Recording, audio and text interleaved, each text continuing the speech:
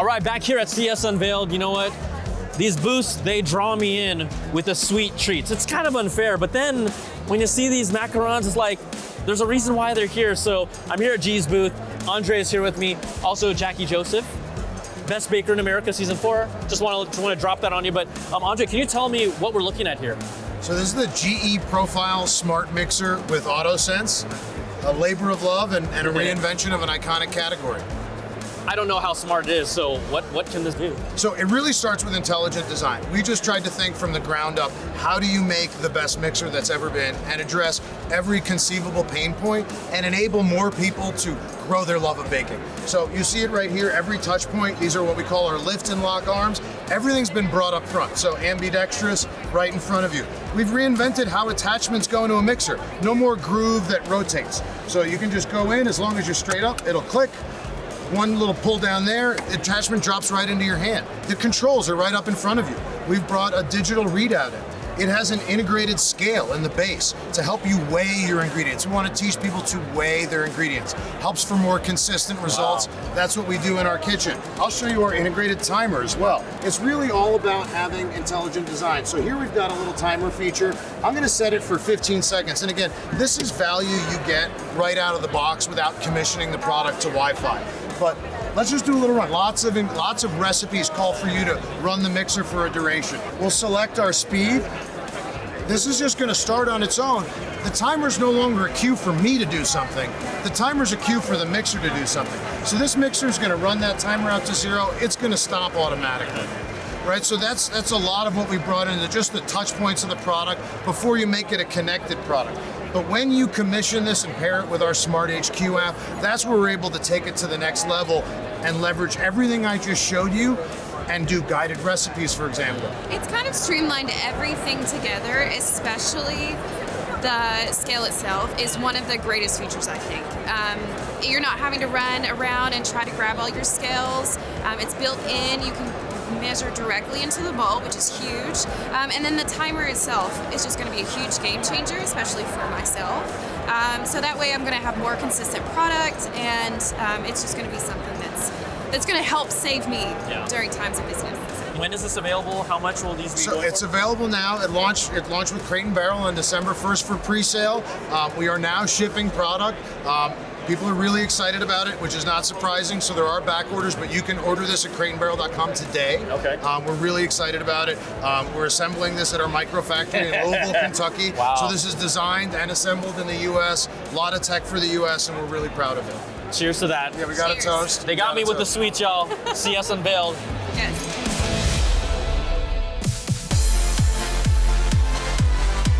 All right, Alfred, at the show floor, there's a lot of different funks and smells. I'm just being real with you, right? It gets hot and heavy out here. So I came to Kohler. I saw your setup with the Statement and Anthem, and so can you kind of tell me what you have going on here? Yeah, definitely. So with Statement and Anthem, it's about bringing that wellness experience into the bathroom space and being able to have that being controlled by your voice or through an app. So with that, with our Anthem digital control, you're really focusing on the easeability of it. So being able to say, hey, Kohler, in your app, in either Alexa or Google, turn on my shower, the warm-up shower, or to, hey, I just finished the gym, turn on my gym setting. It's really being able to have that setting, but what really differentiates us from the rest of the team is with the dual function right here. So with this, you're being able to really control 2 temperature zones at once. So being able to say, I want my shower head to be one temperature, I want my body sprays to be another temperature. So you're being able to change that whole aspect, but also the flow rate. Being able to actually show how much water you want to come out, we can control that as well.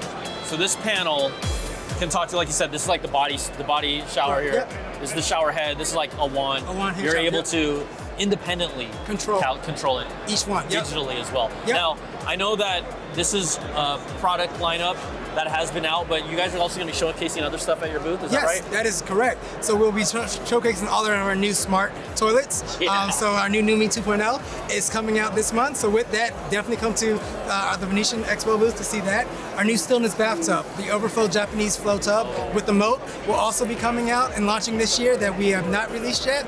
Our new H2Wise Plus, which really controls about cutoff valves and showing that freeze temperature zone, so being able to give that signal to you so you don't lose any of that aspect or damage your house in that showering space. So are those going to be like demos where people can try those things out? Yes, all these are going to be live and ready to go Okay. on the show floor. All right, sounds good. Thank you. Appreciate it.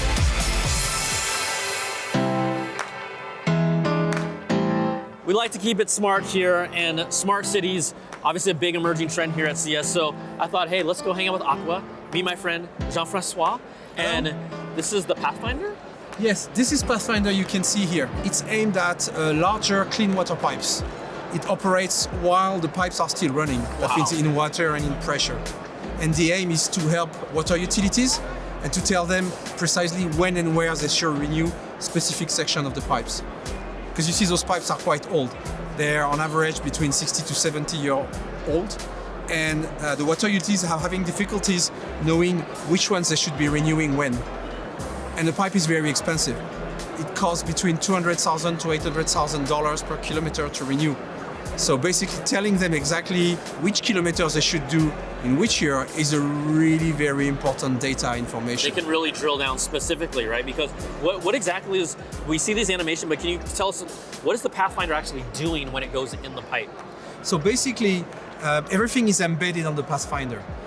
We are programming a mission to tell it where it should go and the type of data it should be collecting. It's going to run over a few kilometers. Again, it's not going to stop the water. That's really important for utility. It's really you might have been living the situation of you not having any water, and it's worse than electricity.